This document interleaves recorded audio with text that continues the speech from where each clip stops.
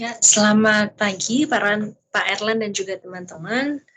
Perkenalkan, saya Poppy Fedriana. Hari ini saya akan mempresentasikan tentang upaya meningkatkan penghijauan.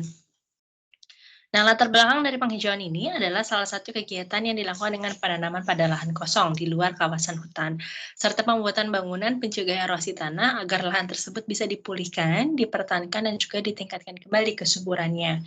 Nah, lingkungan yang hijau ini memiliki banyak keuntungan lantaran memiliki efek positif pada kesehatan masyarakat dan berkontribusi pada kualitas hidup di lingkungan yang sehat. Nah, baik di pedesaan maupun di perkotaan. Nah, perusahaan yang berada di lingkungan hijau dan real estate umumnya lebih diminati karena memperkuat pertumbuhan ekonomi kota. Nah, seperti yang kita tahu nih bahwa tingkat kepadatan di kota itu lebih tinggi dibandingkan di desa. Nah, hal ini dapat mendorong tingginya kebutuhan kendaraan bermotor yang pada akhirnya dapat menimbulkan polusi udara.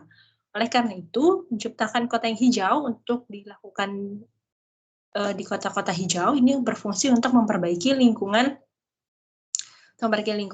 memastikan keanekaragaman hayati, mengurangi polusi udara, memastikan penyimpanan air, meredam kebisingan, dan membantu pendinginan dalam periode hangat. Nah, hal ini juga penting nih untuk lingkungan yang tahan iklim dan berkelanjutan. Selain itu, ada efek positif pada kesehatan dan hubungan sosial orang yang tinggal, bekerja, dan berrekreasi di lingkungan yang hijau. Nah, tujuan penghijauannya itu adalah pertama, menciptakan ekosistem baru. Nah, penanaman pohon di lahan tandus memberikan manfaat yang lebih dibandingkan penanaman pohon di hutan yang menipis, karena penanaman yang dilakukan di hutan yang menipis ini tujuannya untuk memulihkan ekosistem di daerah tersebut, sedangkan penanaman yang dilakukan di lahan yang tandus ini dapat membantu menciptakan ekosistem baru. Nah, sedangkan yang kedua, ini adalah mencegah terjadinya banjir.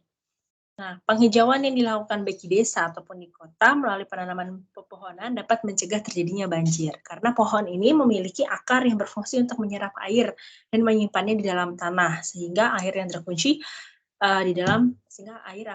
di dalam tanah.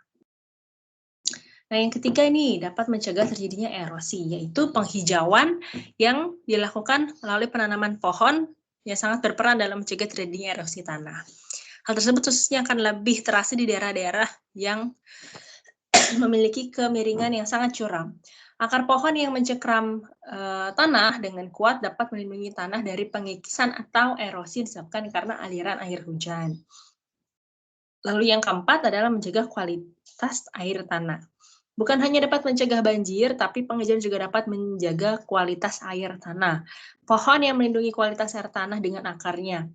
Oleh sebab itu, tak jarang kita melihat bahwa mata air yang mana airnya dikonsumsi untuk air minum berada di sekitar pepohonan. Nah, biasanya seperti aqua, air mineral. Mungkin kita bisa lihat di iklan-iklan, itu kebanyakan mereka mengambil sumber mata airnya di daerah pegunungan. Sedangkan daerah pegunungan itu banyak sekali pepohonan. Nah, fungsi dari pepohonan ini adalah melindungi kualitas air tanah dengan akarnya, sehingga air tanah tersebut bisa kita minum. Lalu, cara melakukan penghijauan. Yang pertama adalah membuang sampah pada tempatnya, karena biasanya kalau kita membuang sampah sembarangan itu kan dapat menyebabkan banjir, ya. Lalu melakukan kerja bakti seperti di RT, RW, itu sering biasanya kita lihat suka ada kerja bakti mingguan atau bulanan. Fungsinya adalah untuk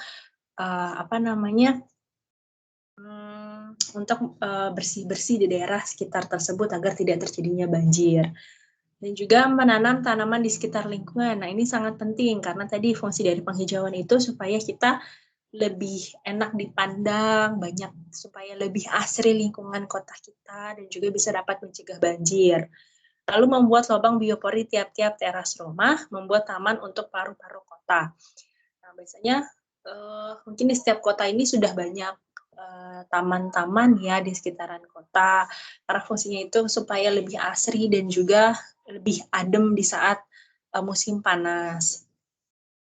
Dan juga dampak positif dari penghijauan, yaitu menjaga kualitas pertama, yaitu menjaga kualitas air tanah. Seperti yang kita tahu nih, kayak aqua, air mineral, ini semua juga mengambil sumber mata air dari daerah pegunungan. Kenapa di daerah pegunungan? Karena daerah pegunungan itu banyak sekali pepohonan-pepohonan, yang fungsi pepohonan itu untuk mencegah menjaga kualitas air tanah tersebut. Sehingga kadang kalau misalnya kayak kita naik gunung pun, mungkin yang anak-anak gunung juga tahu ya, kalau misalnya air minum di pegunungan itu langsung bisa kita minum, karena memang airnya itu sudah terjaga dengan baik. Dan juga melindungi satwa. Nah, di sini kalau airnya tercemar kan satwa pun juga akan ikut sakit dan keracunan. Dan juga ketiga mengurangi polusi udara. Dan yang keempat adalah mencegah efek rumah kaca. Lalu ada dampak negatif dari penghijauan apabila kita tidak melakukan penghijauan. Kerusakan lingkungan sangat berdampak pada kehidupan manusia, menghasilkan bencana saat ini maupun masa yang akan datang, bahkan untuk generasi selanjutnya. Nah, lingkungan yang rusak ini tidak menyediakan lagi kondisi habitat yang sesuai bagi kehidupan makhluk hidup. Makhluk hidup seperti hewan akan berpindah mencari tempat yang ideal agar kebutuhan hidupnya terpenuhi, seperti kebutuhan makanan, minuman, dan ruang hidup. Nah, penyebab utama kerusakan lingkungan pertama adalah akibat ulah manusia, dan yang kedua akibat alam. Dalam hal ini bencana alam, tapi banyak akibat yang disebabkan oleh manusia itu lebih tinggi dan lebih besar pengaruhnya dibandingkan kejadian alam yang tidak setiap hari itu terjadi. Nah, pesan moral dari penghijauan ini adalah memberikan dampak yang baik bagi lingkungan itu sendiri. Karena melalui penghijauan, lingkungan menjadi bersih, asri, nyaman, sehat, dan enak dipandang mata. Makanya kalau misalnya kayak kita jalan-jalan mau healing gitu, kebanyakan kan kita ke Bandung atau ke Puncak. Kenapa? Karena di situ banyak sekali daerah penghijauan. Nah, daerah penghijauan itu kan enak dipandang mata. Lalu juga lakukan sesering mungkin untuk penghijauan lingkungan. Namun penghijauan juga dapat dilakukan di lingkungan sekolah ataupun kampus. Melakukan penghijauan bukan saja tanggung jawab pemerintah, tapi juga tanggung jawab masyarakat. Masyarakat pun punya peran dalam melakukan penghijauan dengan menanam pohon di rumah. Hanya saja tanggung jawab masyarakat melakukan penghijauan berkurang. Melalui gerakan Go Green ini diharapkan akan tumbuh gerakan moral kembali melakukan penghijauan. Ya, baik. Sekiranya sampai sini presentasi saya hari ini. Kurang lebihnya mohon maaf. Terima kasih atas perhatiannya. Wassalamualaikum warahmatullahi wabarakatuh.